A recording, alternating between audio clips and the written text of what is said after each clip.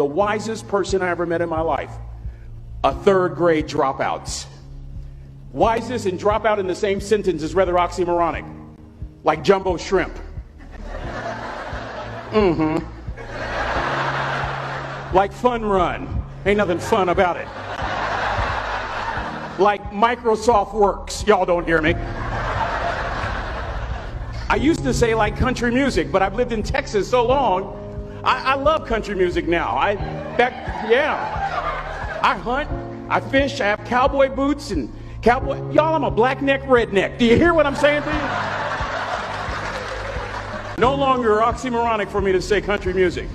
And it's not oxymoronic for me to say third grade and dropout.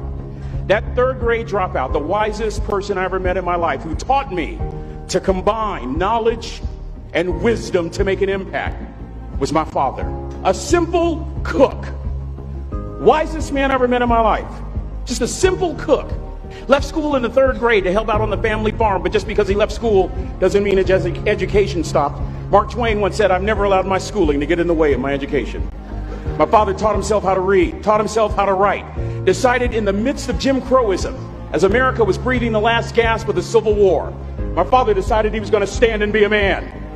Not a black man, not a brown man, not a white man, but a man. He literally challenged himself to be the best that he could all the days of his life. I have 4 degrees. My brother is a judge. We're not the smartest ones in our family. It's a third grade dropout daddy. A third grade dropout daddy who was quoting Michelangelo, saying to us, "Boys, I won't have a problem if you aim high and miss, but I'm going to have a real issue if you aim low and hit." A country mother quoting Henry Ford, saying, "If you think you can or if you think you can't, you're right." I learned that from a third grade drop. Simple lessons.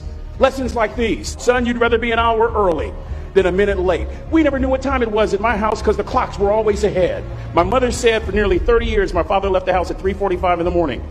One day she asked him, "Why, Daddy?" He said, "Maybe one of my boys will catch me in the act of excellence. I want to share 2 things with you." Aristotle said, "You are what you repeatedly do." Therefore, excellence ought to be a habit, not an act. Don't ever forget that. I know you're tough, but always remember to be kind. Always. Don't ever forget that. Never embarrass mama. Yeah. If mama ain't happy, ain't nobody happy. If daddy ain't happy, don't nobody care. But, I'm trying to tell you. Next lesson. Lesson from a cook over there in the galley. Son, make sure your servant's towel is bigger than your ego. Ego is the anesthesia that deadens the pain of stupidity. Y'all might have a relative in mind you want to send that to. Let me say it again. Ego is the anesthesia that deadens the pain of stupidity. Pride is the burden of a foolish person. John Wooden coached basketball at UCLA for a living, but his calling was to impact people. And with all those national championships, guess what he was found doing in the middle of the week? Going into the cupboard, grabbing a broom, and sweeping his own gym floor. You want to make an impact? Find your broom. Every day of your life, you find your broom. You grow your influence that way. That way you're attracting people so that you can impact them. Final lesson. Son, if you're going to do a job, do it right. I've always been told how average I can be. Always been criticized about being average. But I want to tell you something. I stand here before you, before all of these people, not listening to those words, but telling myself every single day to shoot for the stars, to be the best that I can be. Good enough isn't good enough if it can be better, and better isn't good enough if it can be best. Let me close with a very personal story that I think will bring all this into focus. Wisdom will come to you in the unlikeliest of sources, a lot of times through failure. When you hit rock bottom, remember this. While you're struggling, rock bottom can also be a great foundation on which to build and on which to grow. I'm not worried that you'll be successful. I'm worried that you won't fail from time to time. Person that gets up off the canvas and keeps growing, that's the person that will continue to grow their influence. Back in the 70s, to help me make this point, let me introduce you to someone. I met the finest woman I'd ever met in my life. Back in my day, we'd have called her a brick house. This woman was the finest woman I'd ever seen in my life. There's just one little problem. Back then, ladies didn't like big old linemen. The Blind Side hadn't come out yet. They like quarterbacks and running backs. We're at this dance, and I find out her name is Trina Williams from Lompoc, California. And we're all dancing, and we're just excited. And I decide in the middle of dancing with her that I would ask her for her phone number. Trina was the first one. Trina was the only woman in college who gave me her real telephone number. The next day, we walked to Baskin & Robbins ice cream parlor. My friends couldn't believe it. This has been 40 years ago, and my friends still can't believe it.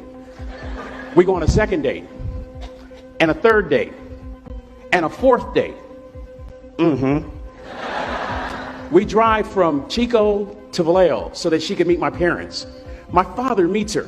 My daddy, my hero, he meets her, pulls me to the side and says, "Is she psycho?" But anyway, we go together for a year, 2 years, 3 years, 4 years. By now, Trina's a senior in college. I'm still a freshman, but I'm working some things out. I'm so glad I graduated in 4 terms. Nixon, Ford, Carter, Reagan. So now it's time to propose. So I talk to her girlfriends, and it's California. It's in the 70s, so it has to be outside. You have to have a candle, and you have to have, some chocolate. Listen, I'm from the hood. I had a bottle of Boone's Farm wine. That's what I had. She said yes. That was the key. I married the most beautiful woman I'd ever seen in my life. Y'all ever been to a wedding, and even before the wedding starts, you hear this? How in the world?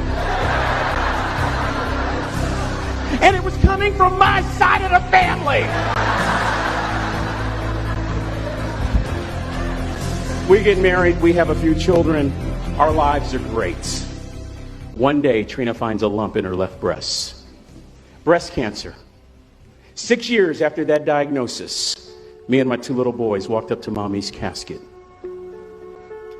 And for 2 years, my heart didn't beat. If it wasn't for my faith in God, I wouldn't be standing here today. If it wasn't for those 2 little boys, there would have been no reason for which to go on. I was completely lost. That was rock bottom. You know what sustained me? The wisdom of a 3rd grade dropout. The wisdom of a simple cook. We're at the casket. I'd never seen my dad cry. But this time I saw my dad cry. That was his daughter. Trina was his daughter, not his daughter-in-law. And I'm right behind my father, about to see her for the last time on this earth. And my father shared 3 words with me that changed my life right there at the casket. It would be the last lesson he would ever teach me. He said, "Son, just stand. You keep standing. You keep standing, no matter how rough the sea, you keep standing." And I'm not talking about just water. You keep standing. No matter what, you don't give up. And as clearly as I'm talking to you today, these were some of her last words to me. She looked me in the eye and she said, "It doesn't matter to me any longer how long I live. What matters to me most is how I live."